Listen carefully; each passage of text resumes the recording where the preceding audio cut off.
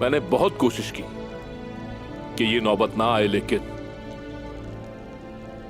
बहुत सी मुसीबतें सिर्फ इसलिए आई हैं कि आप लोगों ने मेरी बात नहीं मानी थी।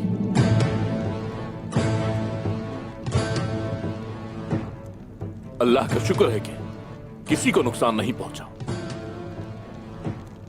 और अब आप कबीले में हैं। हम यहाँ सिर्फ आपके बुलाने पर ही आए हैं गुंदूज साहब। मुझे अपना वक्त जाया नहीं करना आपकी गलतियों को गिनवाकर। मुझे लगता है उस इंसान से बात करने का कोई फायदा नहीं, जो कि कोई बात समझना ही नहीं चाहता। ठीक कहा बाला खातून। उन लोगों को मुझसे बेहतर यहां जानने वाला कोई नहीं है। लेकिन आप लोग इस बात को समझे कि आप मेरी बहनें,